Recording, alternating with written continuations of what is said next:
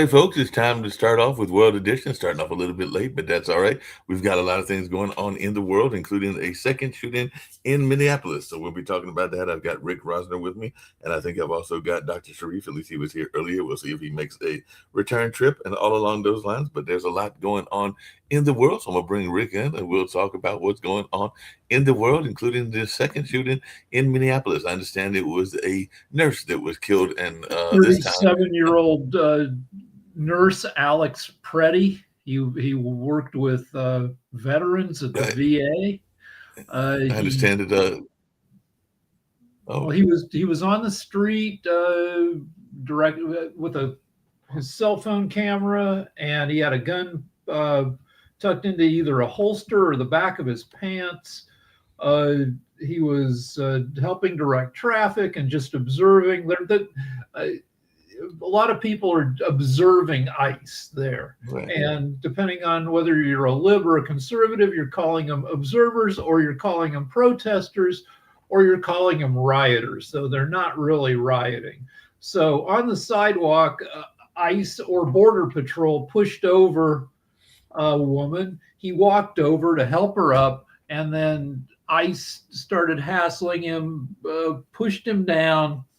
They pulled the gun away from him. And then 3 or 4 seconds later, they shot him about 10 times, including 3 times in the back. Wow. And I understand he had a license to carry. Yeah. All on those lines. So he was definitely involved in the VA, and apparently he had a license to carry.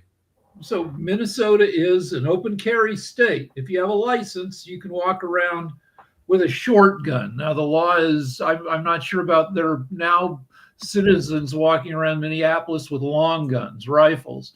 And I'm seeing discussion about this on Twitter. I don't know whether that's allowed or not, but a short gun, a pistol, if you're licensed, you can walk around with it. So this is causing cognitive dissonance in a lot of people who support, who are conservative, because on the one hand, you support the right of the government to take down this guy. On the other hand, this guy didn't do anything wrong, and he has a Second Amendment right to carry a gun. Yeah, and they're very big on the Second Amendment. A lot of the people on the right are, and everything along those lines. I also understand that they're also on the left. Hold on the left, you have a zillion people, including myself, who suddenly are very strong supporters of the Second Amendment.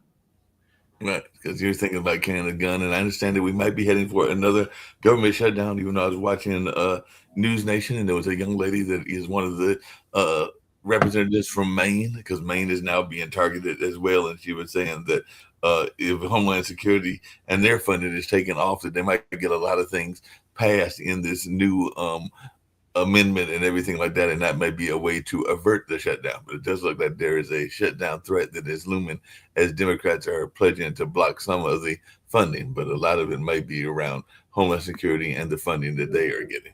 So they have until Friday to pass a bill, or the government, you get a partial shutdown. Various plans are being tossed back and forth between the Republicans and the Democrats. So ICE funding went from less than $10 billion a year in previous years to $85 billion this past year. And Democrats are saying no more, that they're being run incompetently. They're not being held responsible for any of their mistakes. There's been a standoff, a showdown between state investigators of this latest shooting and DHS, Department of Homeland Security, over who gets the evidence in the case. And they took all the evidence, DHS and the FBI, in the Renee Good shooting, and tried to shut down any kind of investigation by Minnesota. And Minnesota is saying that's not going to happen this time because they didn't even investigate her shooting.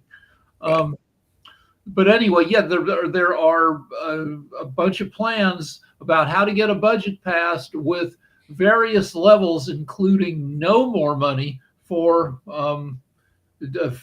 ICE. Now, some of the conservatives are trying to paint all of the things that are going on as massive amounts of agitators and all along those lines. I know that Lance has said that. And like I said, I was watching News Nation yesterday, and Byron Donaldson, who is definitely a very conservative gentleman and is running for governor of Florida, he was trying to make it seem like it was a bunch of instigators that were instigating the attack, and that there was not really anything to these shootings, even though there have been 2 fatalities. But he was definitely very much pro-Trump and was thinking that there was a lot of agitators. So, what is your answer to people like Brian Donaldson? Yeah, well, I mean that's garbage. The idea that these people are getting paid to protest is just Fox News BS. Right. A couple things. ICE protesters trashed a hotel in Minneapolis last night, where ICE is supposed to be staying. They broke some windows. They spray painted the hotel. They trashed some cars outside the hotel. Trump is sending Tom Homan, you know, that guy who looks like a boiled potato, who looks like every evil white guy ever in a movie, like in the 1980s cops movies, Yeah. the first, like Mel Gibson, Danny Glover, like fight the henchman, and the henchman might be multi-ethnic, but always the guy at the top is this evil ass white, businessman. Right. Tom Homan looks like that, every 80s, big boss. And he's being sent to Minneapolis to straighten things out. It's interesting you mentioned Tom Homan, because that's one of the things that was mentioned on News Nation, was that there's apparently a divide as to how to handle the those folks that are coming in illegally or illegally and everything, and it's in Homeland Security and in some of the Trump administration. So apparently there is a divide between, say, the Kristi Noems and the Tom Homans and some of the other people in the cabinet and everything, because they even read a letter from one of the supporters of Trump, but they were basically saying go after the real bad hombres and not necessarily go after the cooks and the chefs and everything like that. So right, 73% of the people picked up by ICE have no criminal charges, don't have a criminal record. They might be here, illegally, but that is a misdemeanor. It's not and they're here to, like you said, to be your cook, to be your frickin', in LA, your gardener, your nanny, and other stuff. You don't have to be. I'm sure there are, out of the millions of undocumented, there are people who aren't just doing like a blue collar. I bet you there, anyway, and there are 49 other states, and a lot of people are saying, get out of Minneapolis, get out of Minnesota. That's one of the things that the senator, I wish I could think of her name, or the congresswoman from, if you look up the ones from Maine, it wasn't Collins, it was one of the other ones. But that's one of the things that she was saying, older woman and everything like that. But she was saying that Maine is the whitest state of them all. I think she actually used that quotation. She said, "We're the whitest state of all. Why are you coming after us?" and everything like that. Because I think that it is one of the whitest states that exists. Also, somebody pointed out that Minnesota is a border state, but it's a northern border state. And Minneapolis is 300 miles from the border. Right. And Border Patrol agents were among the shooters of this Alex Preddy. And why do you have Border Patrol supposed to operate within 50 miles of the border? What are they doing 300 miles south of the border? And nobody knows that, and they're people trying to figure that out. By the way, it seems like there are divides in other parts of the world as well, because apparently this person, Suella Braverman, has defected to the Reform Party. So she was an ex-Tory Home Secretary, and she's now defected to Reform UK. So Labour says Farage is stuffing his party full of failed Tories after Suella Braverman. Now, wait, did she flip? All right, so while you're frozen, I'm going to mention one more thing. Trump is deporting 2 Iranian gay guys back to Iran, which is bad because they don't love gays in Iran. Iran has just gotten done, or I don't think they're even done, with killing between 10,000 and 35,000 of its own people for protesting against the government. And we're going to send gay guys back to Iran, where you know, they have no compunction about killing people they don't like. So that seems bad. Oh, you're muted now. Anyway, muted, froze. All right, let's see what else we got here. Oh, it's freaking cold every place. 2/3 of America is, I don't know, below freezing. Let's see. Let's pull the map up. This article says that more than half of America is covered with snow. Yeah, we're part of that because I know here in Durham, and I see I'm unmuted now, but yeah, we don't have a lot of snow. I think it was like maybe less than an inch or an inch and everything. But I know New York got slammed. For one of my coworkers is stranded temporarily in Connecticut, and I was watching the news, and there was a young lady that had been, a couple of young ladies, I think, that had been stranded for 2 or 3 days because some people are practically living in the airport because that's how bad the weather is and everything. And I don't know how much you heard before, but I was just saying it looks like this notion of defection is in other parts as well. So ex-Tory Home Secretary Sola Braverman has defected to Reform UK, and Labour is saying that Farage is stuffing his party full of failed Tories. So it looks like there's a whole group of Tories that are defecting to the Reform Party. So this notion. So if you're not from the UK, and you don't know what some of these names mean, the Tories are the Conservatives. Right. Labour is the Liberals. Right. Reform is nutty conservatives. I don't know exactly. Like Farage is like a conservative jackass, kind of like a MAGA, I think. I think he's MAGA. But yeah, I don't know exactly what's going on over there. Yeah, I know your daughter's over there, or at least I think she's still over there with her husband and everything. Apparently, it looks like a ferry carrying over 350 people sank in the Philippines, killing at least 15. So our sympathies go out to them. But this was a ferry disaster, so we don't hear that much about the Philippines. But that's what was going on in the Philippines. And a Russian strike on Ukraine's Kyiv. And I think that they'll be back tomorrow, Sasha and Ivan and the rest of the gang, including Jonathan. But they said that it left 1,330 buildings still without heat. So, like you said, sometimes it's because of war, sometimes it's because of cold weather and everything.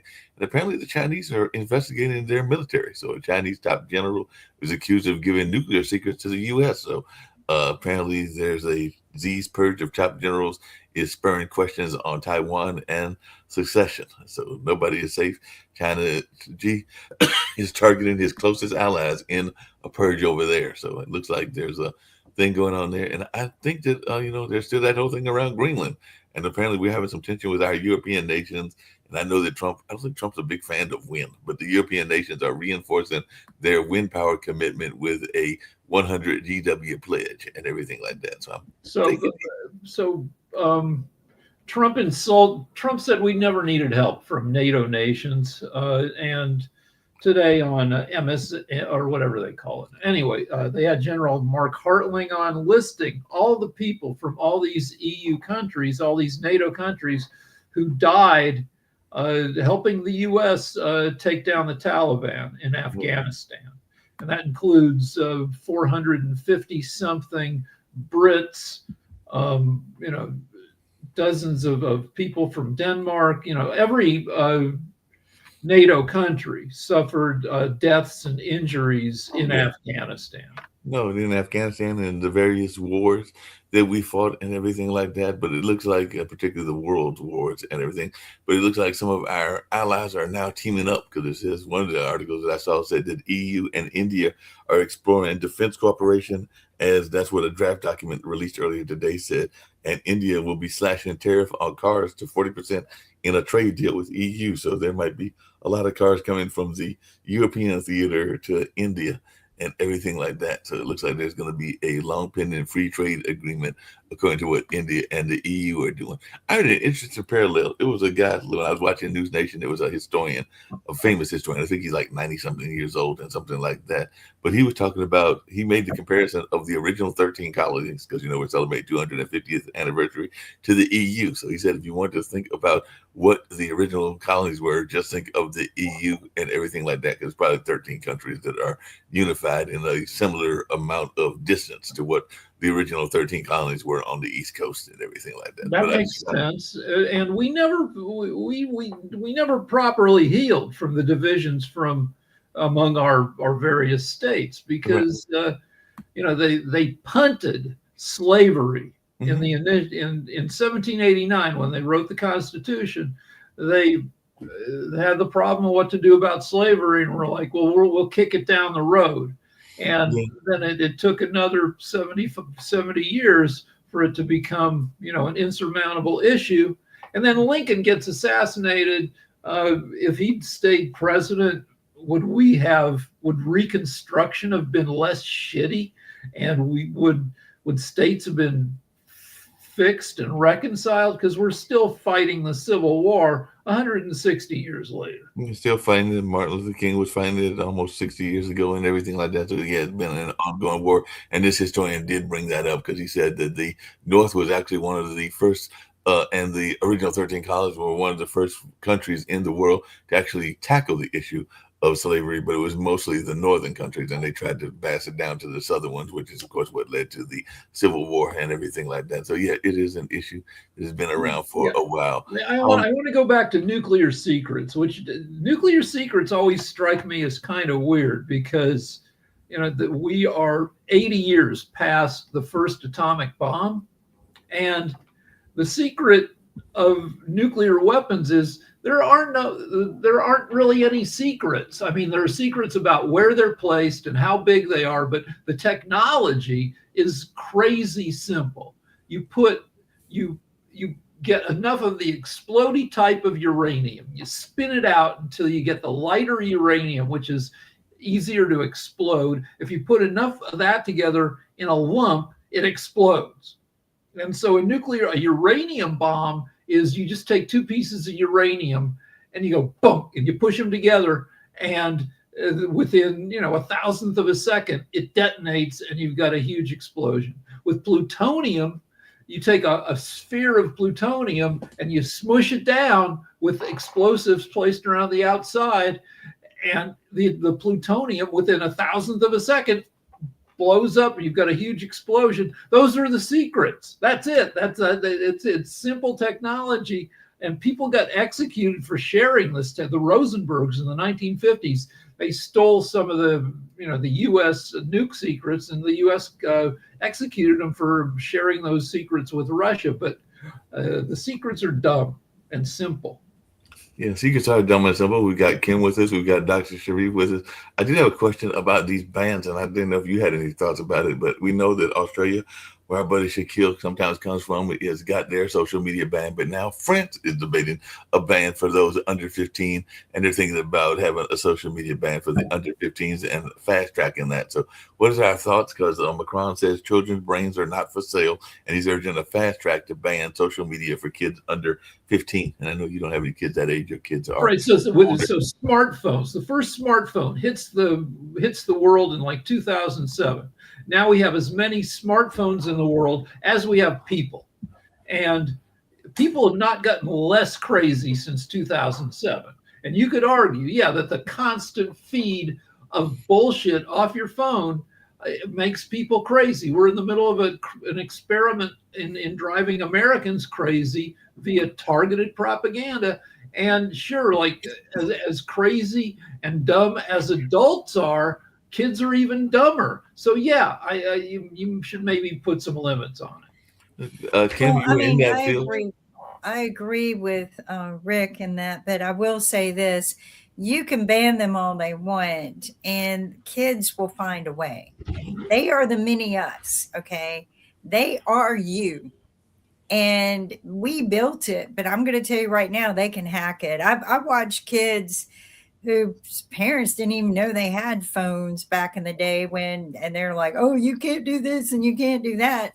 And those kids were the first on the dang Facebook. And so you can't stop and you don't want to, okay? You don't want to stop it. And let me tell you why. You want to educate them on how to use it, Right. okay?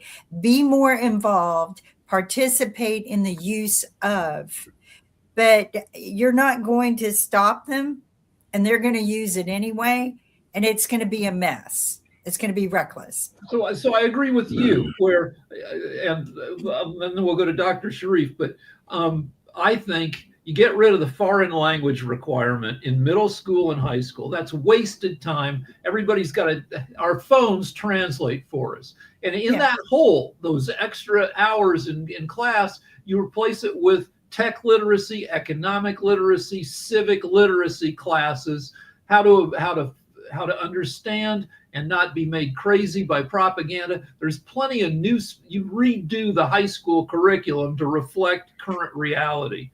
Exactly. Yeah, you got to do that. There's no doubt. Dr. Sharif, what you got to say about all of this? Yeah, a very good point. Actually, my talent economy, we work with youth.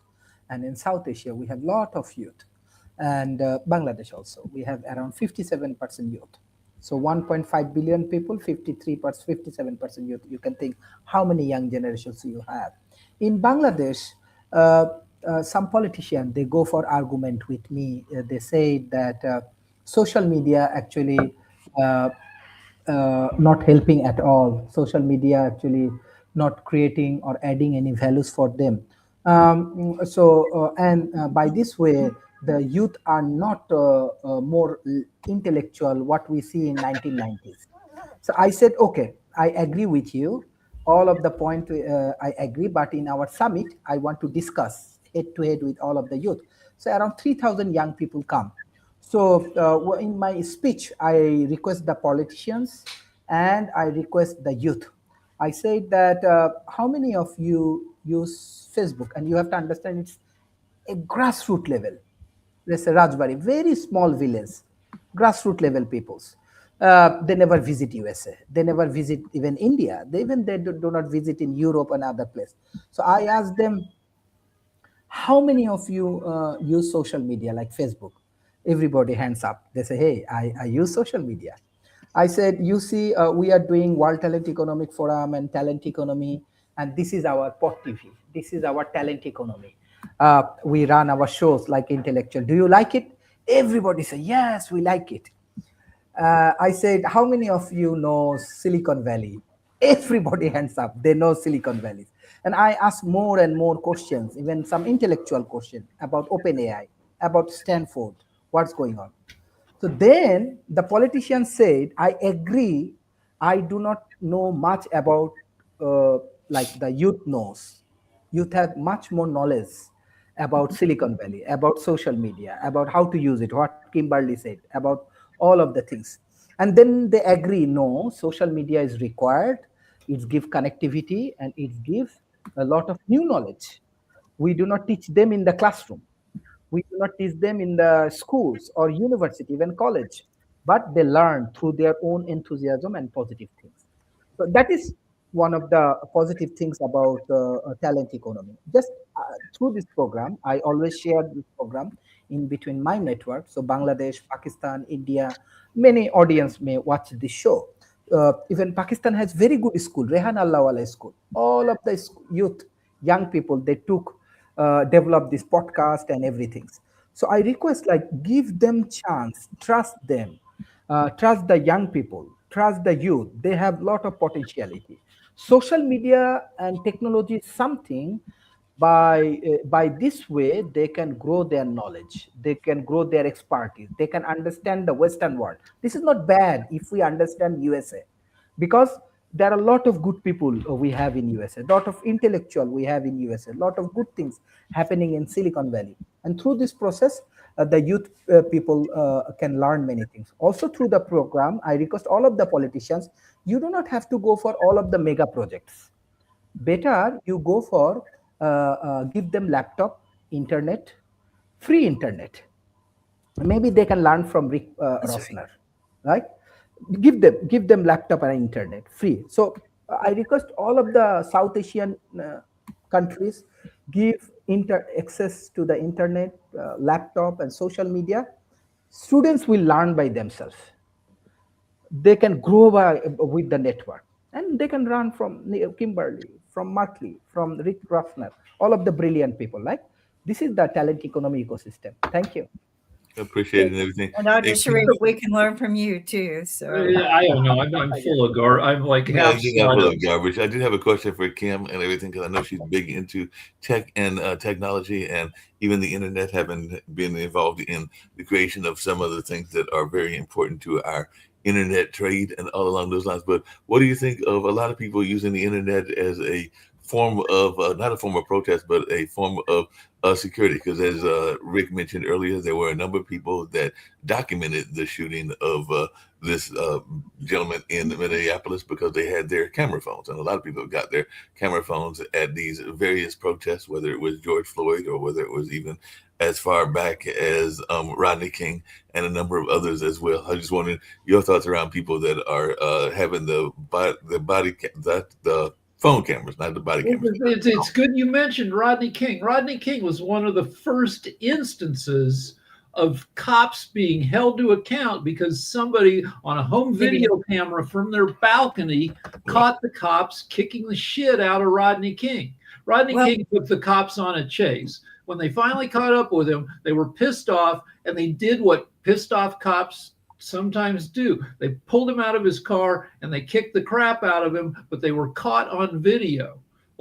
And that led to eventually riots across LA. And but that was what, 35 years ago, maybe? Yeah. And yeah, but I think that we're weaponizing our phones, and I always say, a pen is far stronger than a sword. But I'd also got this Alex Prezi, he got him killed. Yeah. Because they are now yanking the phones out of people's hands and destroying them. So I would say if you're going to videotape, be in a large group, but also if you're alone, videotape.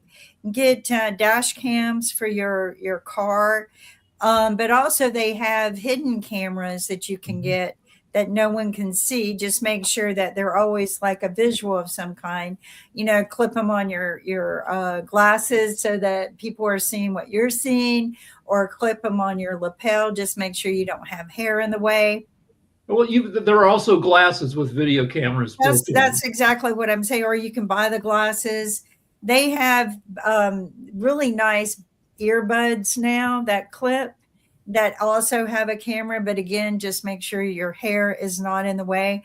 A lot of people, you have good intentions of doing all of these things, but practice with it before you take it out and use it. Just don't use it. But I, have two phones on you at all times. The other thing I want to do is, if I can get enough money together, is develop an app that is on your phone, and the minute that you're detained, it because they're going to take your phone and everything, but you hit a button. If you're in a situation, that button automatically puts you, without you doing anything else, it notifies a sector that we design that goes to attorneys, that tracks where your phone is going, because those agents are taking the phone unless they get smart enough to say, toss the phone out where they found it.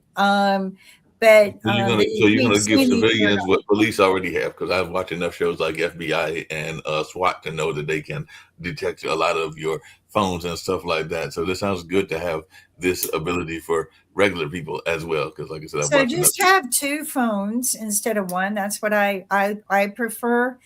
3 if you can, because we all replace our phones all the time. I replace my phone over and over with the same phone. I just like to renew it, get new SIMs and stuff like that.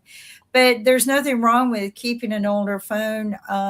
Most everywhere you go is connected to Wi-Fi, but even if it's not, you can connect it to your phone or buy another service that's pretty cheap nowadays. But that, these things do cost money. But if you're using one as a camera, right, and they take that one from you, you have the other one in your pocket. and you hit the button. The panic button is what, we can call it.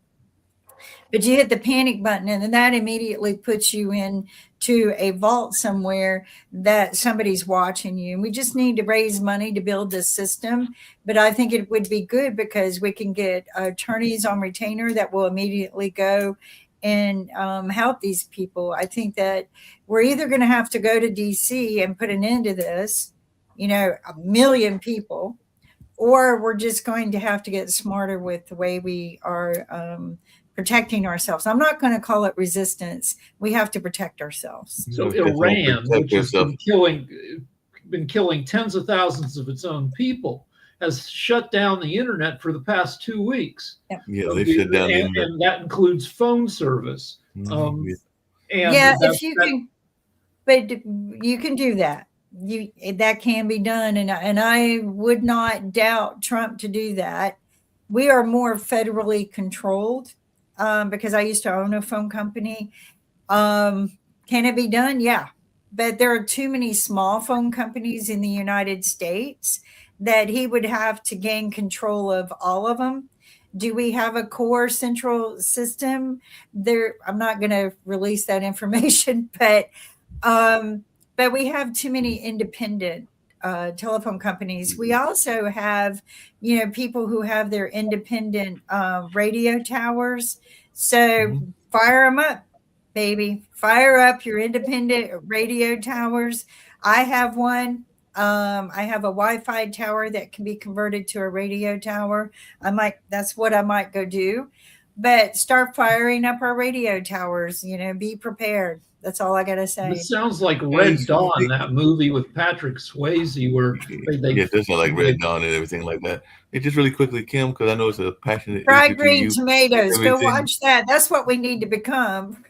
Yeah, that's a great movie. But a quick question for you, Kim, because I know it's a passionate issue to you, but apparently in Maryland, there's a bill before the Maryland General Assembly that would allow judges to consider the tolls of domestic abuse as someone's history as the victim of domestic abuse when sentencing folks. So apparently that's been the case where some people have been the victims of domestic abuse, and then they were, they might have shot or killed somebody. So they're saying that they have to look at that when sentencing, because they might sentence them, I guess, to lesser sentences if they had gone through that. So I just wanted your take on this, because this is a new bill that just came out recently today, and it was in the Washington Post that it was reported. So I think that if somebody has a restraining order against someone and they had to use excessive force to protect themselves, and that excessive force led to killing the other person, then I think that there shouldn't even be an arrest.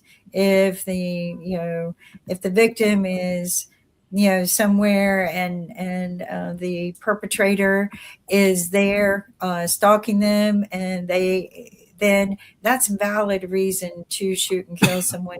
We recently had a situation where the woman didn't even know the man, but apparently, the man was, I don't know if he was talking to her. I never got the full story, but this was very interesting to me. In North Carolina, your car is your castle. So castle doctrine carries to your car. So if you shoot someone protecting yourself in your car from a masked man beating the window down, you're supposedly protected from being arrested. And this happened to a woman in a parking lot just down the street from me a little over a year ago, where a man was beating in her window, and she shot him just right through the windshield and everything, just shot and killed him. And they did not arrest her. Fortunately for her, she didn't have her camera going because she was scared. She was defending herself, which is what happens to most victims. Our laws are pretty stupid when it comes to domestic violence. When you call 911 and you say, help, I'm a victim of domestic violence, that's a lot to say to begin with. They want you to pull your court order out of your purse or off of your person and read to them your court order to tell them that you're legit before they even dispatch anyone. And usually you're running for your life or hiding. You don't want to talk much. There's, if that again deserves a panic button that has your ID on it. But they want you to do all of that. And this is what I tell victims. And I talked to an EMT about this the other day. I said, I'm sorry I do this, but I tell my victims to call and say, I'm having a heart attack. They Well, will dispatch fire department, EMTs, and police. Yeah, Right. in California, just about every week you see some woman killed who had a restraining order. A restraining order, it doesn't offer that much protection. It doesn't offer protection. It just offers proof if you kill the perpetrator back, and that usually doesn't happen. There are 12 million female victims a year, every year in America, and the recidivism of the crime is 100%. There has been no means of reforming any of the perpetrators in this crime. And what happens is if you arrest them, the victims are scared when you arrest them, and they're supposed to notify the victim when they release them. And that is the law, but they don't do it. Well, then what happens is when they are arrested, that's like pouring gas on the fire. And it becomes, and Nick knows my stats are 100% dead on, and he could quote them at one time. I think he still can. But, and I've taken them to DC because we need these laws improved. But the 80, it used to be 89%, but I was told that I was wrong. It's higher. But 89% of the time that a perpetrator is released from prison, he will repeat the crime worse and within 24 hours of being released. It takes, for a lot of people, there are a few million guy victims of it takes a while to admit that you are 6 million. It takes to admit that you're in an abusive situation. Yeah. And cops are said to hate domestic calls more than anything else, right, because most dangerous. You show up to try to break up an abusive situation, and you often have both sides yelling at you. You try to take the guy away, and the woman hasn't reached that point yet, and she may try to shut you down. It's a mess. And domestic violence is the most dangerous crime that officers are dispatched for, and that's why I invented a product for them to use, or a tool for their tool belt. And we tested it from Conover, North Carolina, and Raleigh, North Carolina, all the way to DC for a Smart Cities project to get funding for it. And it was a tracking device that I developed back I invented in 2012, long before any of the tracking devices existed. And maybe they were being developed in labs, but I got the patent for it and everything. But nobody wants to invest money in preventive, and this would have prevented it. And the police even stood up and spoke about it because they used it, they tested it. So you put the tracking device on the abuser, and both. You put it on both, and everyone said a victim won't want to wear it. But what it does is it determines where each one is, and alerts are sent when the thresholds are crossed. So if they get close to the victim, the police are notified. But in many cases, you live in the same city, so we adjusted the thresholds. We had 3-tier thresholds, and so there's a warning. And that sends the victim a warning to get away. And then they're getting closer, and that sends a notice to the police department. And then there's they're there, within 100 feet, within the protective order. What it was designed to do was input the details of the protective order. So if it was for certain addresses, schools, workplaces, home, cars, we could put them on cars and vehicles, because cars were always a place of attack. So, yeah, so it's existed for a long time. The technology works. We've used it. What do you think about the nature of it helping with sentences? Because I think what this law in Maryland is supposed to be saying is that because it doesn't just impact those that are going against those that they were that had imposed the threat on them, but sometimes it causes people to get into other criminal activity. So that's what I think this law is saying, is that they can look at the impact of domestic abuse on maybe the reason that they became larcenists or robbers and things like that. They got involved in other crimes because sometimes they might be trying to do things for survival. The goal was to reduce recidivism. That's all it was supposed to do, was to help reform. So, but yeah, Rick, you have your hand up. Yeah, I want to talk about tracking technology. 50 years ago, when I was a kid, both libs and conservatives had issues with any kind of universal ID and any kind of tracking stuff. Now, libs didn't like it because of civil liberties issues. And conservatives didn't like it because in the Bible, it talks about the number of the beast. That in the book of Revelation, that one of the things that the beast does is he marks everybody so he can keep track of everybody. And so conservatives used to think that this kind of ID and tracking stuff was satanic and dictatorial. Well, both sides. But now, 50 years later, we all walk around. We happily have tracking devices in our hands. Let me put it to you this way: because of the FCC laws, the government actually can access any ID and where you're located. We know that our phones listen to us. I mean, it's a cliche now that you talk about something and 5 news articles, come up on your phone because your phone is surveilling you. And we laugh at it, but we're mostly okay with it. So what you're talking about, this tracking tech for abuse situations, seems perfectly reasonable. Since we've already given up that privacy, it might as well have a positive, be a benefit to us. Yeah, one of the things I did when I would pitch it, the minute, especially men, I don't like that. That is a horrible thing. It's going to take away rights. And I look at them and I immediately peg that they're an abuser. Like right off the bat, my mind goes, he's an abuser. And I go, no, it doesn't prove you guilty. It will prove you innocent. Right. If you are arrested and there is questionable doubt whether you're guilty or not, you wear it and you don't ever cross those thresholds, it proves your innocence. Right. Or if she is hurt, it proves your innocence. So I can't count the men who poo-pooed it. And immediately my brain goes, red flag, red flag, red flag.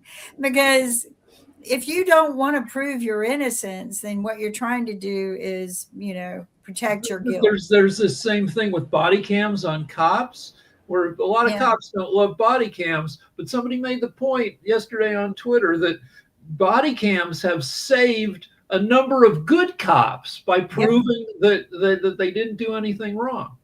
I've yet to see, and I was there when the first body cams popped out at one of the conferences for police officers and everything, because I used to go and speak on cybersecurity as well. And I met one of the guys. He was a young kid who helped put together some of the first affordable body cams by reusing old cell phones. But it has proved a lot of innocence. And I will tell you this, majority of the police force supported it. Majority of the police force will support any tool that will prove their innocence, but also lessen their tool belt. And that's what. Also, if you're part of a police force where, there are a lot of your fellow cops are a-holes, and you don't want to be an a-hole, but you can't say too much because then you'll get shunned by the other. If everybody's wearing a body cam, then you can just go, hey, we're on camera, which is a great excuse to not do bad. Right. I mean, it's like I say, it makes people think twice. It may not prevent a crime, but wearing a tracking device, if you've been arrested and have a court order, it just makes you think twice about it. Now, can you get out of it? Many of them you could. We designed the tracking device so that it detected your DNA. Because a lot of technology was getting better when we started presenting this. Well, think about thinking twice and everything along those lines. You got to be able to make it where people just can't remove it. We also surveil ourselves in our own homes. People who have Ring camera setups are watching themselves in addition to watching everybody else. And the Ring camera, you're watching yourself, and you got the Alexis or whichever other one you got that's listening to your conversation. So we're listening to ourselves all the time and everything like that. But Kim, you've got a series that you're starting and everything along those lines. So tell us about this series, or is this going to be a regular show? And tell us about this. I don't know. I just want to get the word out there that there were unredacted court records of Epstein before Trump got a hold of them. We actually were looking at them. I, came across them by accident when I was doing a background check on someone who happened to be associated with Epstein, but they were just court records. And so people need to understand, because everyone goes, well, why did you have them and nobody else? They're not easy to find. Okay. And I just happened to be doing a background check on someone and the court records popped up and I go, this is interesting. But they're not easy to find. But there are, and I heard somebody mention this, there are probably 3 variations of the DOJ Epstein files. But even in the court files that I was investigating and looking at and just collecting data for myself and making a timeline of it because it was so confusing, it exposed a lot more going on because I went to look at archive stories and compare things. There was some redaction on these files, so I had to work hard to find out who they were, but there weren't a lot. It was mostly these redactions were to protect the victims, except one person, Elon Musk. His files, when he was subpoenaed by courts in 2023, his files were completely sealed when he responded. And I have asked several attorneys, who gets that right? Who gets a right to have their responses to court deposition questions completely sealed?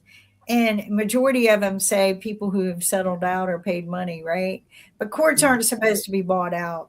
So out of all of the records and depositions, they in the cases that we had depositioned Epstein's and Jean-Luc Brunel, who was a partner with Epstein, questioned their bookkeepers, questioned the banks, questioned JP Morgan, douchebag, all of them, all of the execs that turned their head the other way. There were so many people who knew that this was going on, didn't participate in the crime itself, but just continued to let it happen because they transacted trillions of dollars a year.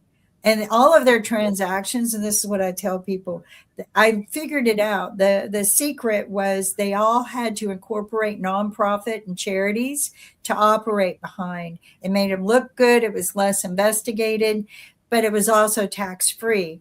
And one of the things that caught my attention that I found most interesting, 2004 to 2008, there's a lot of activity. 2010 to 2013, you'll see a lot of interesting activity of, who you could piece together that was involved. But after Epstein died, his estates received $120 million tax refund. Well, They shouldn't have received anything from this kind of activity. Not for this kind of activity. So the FBI says that more than 1,000 girls and young women were involved in this abuse, sex trafficking, coercion scheme. And that this went on, like Epstein kept getting caught and kept buying his way out of serious trouble. Well, because he owned a lot of police departments. He bailed out a lot of his girls or people who were participating in it. He would just pick up the phone and, people would be released. He kept a lower profile than Trump did in all of this, but they definitely partnered together in a lot of the activities. They hosted parties at Mar-a-Lago that were private parties, that the people who helped prepare the parties just say, I'm never going to do that again. But they would never go public with what was going on, ever. And they would just say, I'm not ever going to participate in that again. They knew what was going on. So, there's a lot of speculation about a lot of things, and everyone said, well, who just lets their little girls go running off with the Epstein and Trump? And here's the secret that they had. Epstein worked with Les Wexner, and Les Wexner was the founder of Victoria's Secrets and the founder of Bath Body Works, and Limited as well. So so a lot of modeling goes on there. And then Victoria's Secrets went into teens, right? They had the pink line and had the teens. But what was interesting in all of this is a lot of people don't know is Les Wexner, for whatever reason, assigned complete power of attorney of all his businesses and his personal life to Jeffrey Epstein. And that's where Jeffrey got you asked what, so Palm Beach, or where this whole thing took place, has the rich side and kind of the poor, kind of white. So it has the extreme poor side. Yeah. Right. And so what they did was, if you're a cute girl and you have all these opportunities, like at the time, Epstein was an upstanding, considered a super citizen. Trump, it's just money. Yeah, and it's like if you could move into that world and get a good job at like Mar-a-Lago on, at any of Epstein's properties, get paid $50 an hour, like it seemed like a good deal. $200 an hour to the girls who were willing to be groomed, and they got cash. And so they got it was about $200 for two hours, so $100 an hour. My book is fairly simple because it just connects you to the links, and then the timeline of all of the events and who as we can. We have 3 books, and the other one is a list of all the names that are involved, and it's still continuing. But the problem that you had is you had Les Wexner's name being used. And that's where Epstein built his credibility. And so him and Trump would go around and tell girls, hey, we're Victoria's Secrets, right?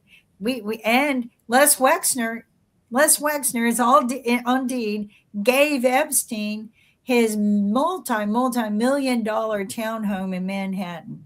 Just gave it to him. And they built homes next to each other all across the United States. And Les Wexner, the minute Epstein got busted in 2008, started backpedaling and go, I have no idea what he's doing. But before Epstein went to jail and got sentenced to go to jail for prostitution with a minor, which he should have gone to prison. Epstein put $46 million into Wexner's charity, because he had Wexner and his wife set up a charity, and that's how they transacted money. So 10 years later, Wexner comes back and goes, I lost $46 million. I have no idea where it went. And he tried to file a report that Epstein stole it. But Epstein put it in his bank account.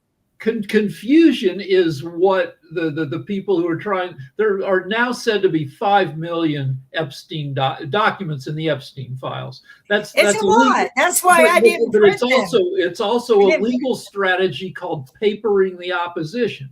That when you ask for discovery, they send 2 truckloads of documents over to you, a lot of trivia, a lot of nonsense, and they hope you can't find the important documents out of the millions they've sent you. And that is what is going to happen eventually with the Epstein files. No, so what I did is I had court cases, and I've been blessed over the years to know how to read through them and look for them. But what I did do, because I was recovering from heart surgery, so I couldn't do anything else. I had to keep my arms closed, and I just sat and read.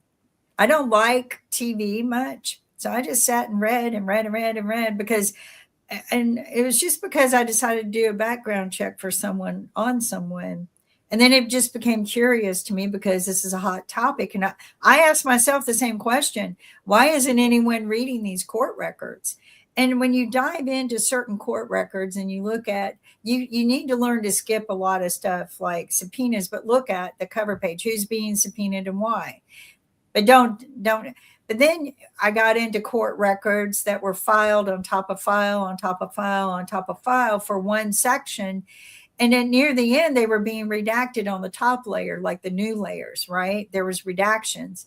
But I said, I wonder if those redactions exist on the same files going back, going deep. So I would go look at the older filings, and I would find that they screwed up and didn't redact all of them. So I found names. I found, they were told that they couldn't mention one of the men's names, and they had to call him the big hotel guy. So that, and when you watch the depositions and listen to him, or if you read through them, they had to call him by big hotel guy. Well, immediately I thought that was Trump, and it wasn't. Okay. So I finally dug deep enough and just kept digging deeper and deeper that I found it. But it was just because I had nothing else to do for months. Well, it's going to take a long time to put it all. But so you're talking millions of records. You can't even. It's time to wrap up and everything like that.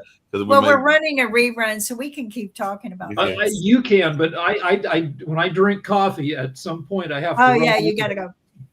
So we're going to end the show. Yeah, we're getting to end the show. I was just going to say that sorry about that. I don't know when I'm going to do the show, but I'd like to invite people. Okay. Apparently, the StreamYard show is going to be all totally reusable. So I just got that announcement that all studios are now reusable and everything. And then I just got a notice from Venezuela that the acting president says that she's tired of, that she's had enough of U.S. orders. So maybe she's going to put herself in the crossfires and everything. But she says she's had enough of Trump and his orders and everything. Well, there have been a lot of people and leaders in other countries that have finally said, until the United States gets another U.S. president, we don't want to do business with you anymore.